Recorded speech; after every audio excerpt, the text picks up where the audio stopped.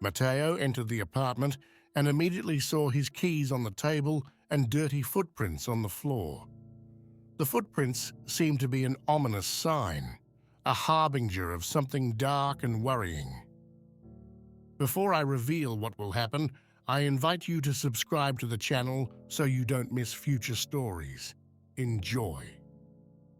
Matteo grew up in a quiet town in Tuscany, surrounded by the affection of his beloved grandmother Rosa. From an early age, he had learned to rely on her, a strong and caring woman who had dedicated her life to raising him since his mother Giulia was often absent. Giulia was a fleeting presence in Matteo's life, appearing and disappearing, always looking for a new husband who could give her a stability that seemed to continually elude her. Rosa, on the other hand, was a rock of stability and love. As the years passed, Matteo developed a deep bond with her, often feeling abandoned by his mother. Their life together was simple but happy.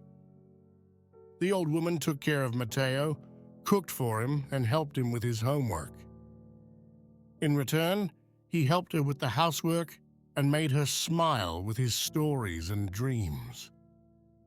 When Matteo was in high school, Rosa often reminded him of the importance of studying.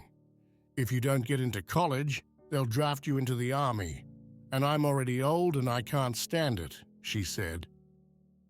Matteo took these words to heart and worked hard to get good grades and secure a better future. With his grandmother's love and support, he managed to pass his school exams and enter university. Matteo began attending student parties and clubs, trying to adapt to that world still unknown to him. Grandma Rosa, worried about her dear grandson, stayed up late, waiting for him to return home safe and sound. One night, while Matthew was at a party, something terrible happened. The old woman, alone at home, had a serious illness. When Matteo returned home, he found his grandmother lying on the floor with her eyes closed, holding her blood pressure medicine in her hand. Matteo's heart sank. He quickly picked up the phone and called an ambulance. The paramedics arrived quickly and managed to stabilize her, but the doctor said that if he had arrived a few minutes later, it would have been too late. Matteo felt guilty for not having noticed the warning signs that his grandmother had manifested in the previous days: dizziness, headaches, and the frequent need to lean on furniture. The woman was taken to the hospital, and the boy was left alone for the first time in his life. Every day he visited her, bringing chicken soup and fruit drinks he had learned to make. Despite his best intentions, Matteo struggled to manage everything: his studies, his home, and his hospital visits. It was at this time that he met Lucia, a nurse who came to their home to help with rehabilitation. She was kind, knowledgeable, and soon became indispensable to Matteo and his grandmother. Lucia not only did gymnastics with Rosa, but also helped cook and run the house. Over time, the old woman began to move better, and her speech became more understandable. Meanwhile, Matteo and Lucia grew closer and closer until they fell in love. The girl's presence brought hope and joy into the young man's life, who finally began to see a bright future. Rosa's rehabilitation was long and arduous, but she eventually recovered enough to return home.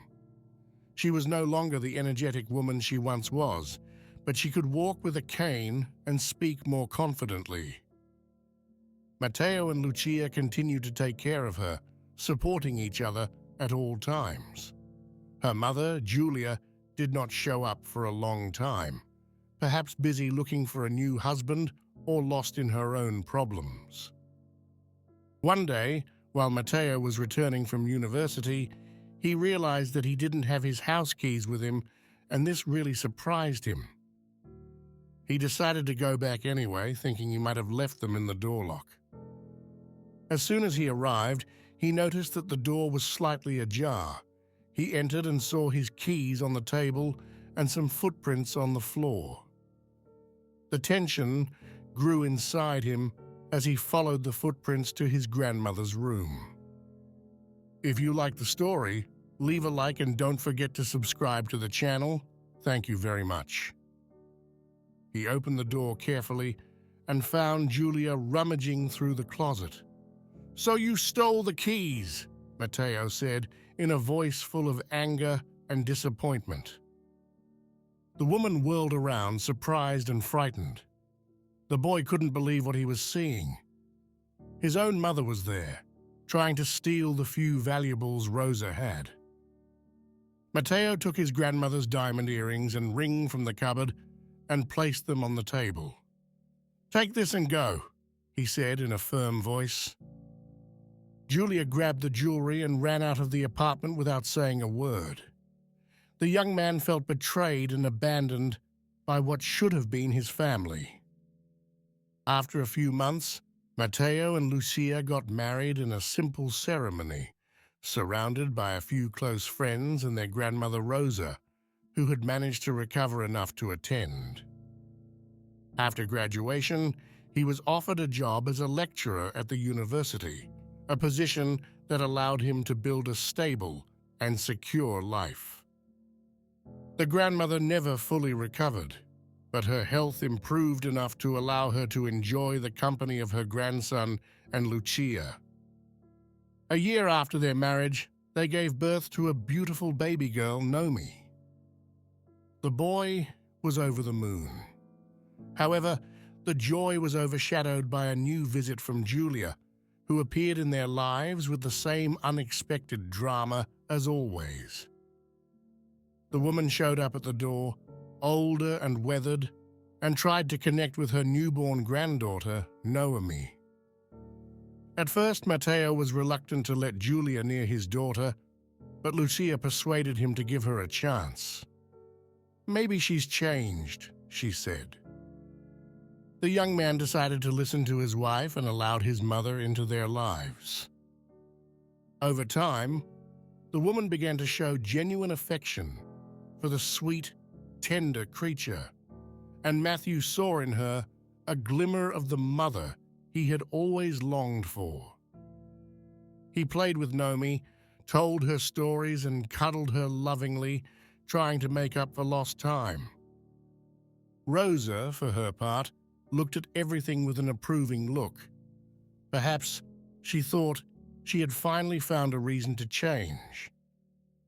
Despite everything, life went on, and Matteo learned to forgive, if not to forget. His family had grown, and with Lucia by his side, he felt he could face anything. What is a family if not a group of people who love and support each other despite their mistakes and difficulties? What do you think about this story? Do you think Julia deserved a second chance? Let us know in the comments below. See you soon.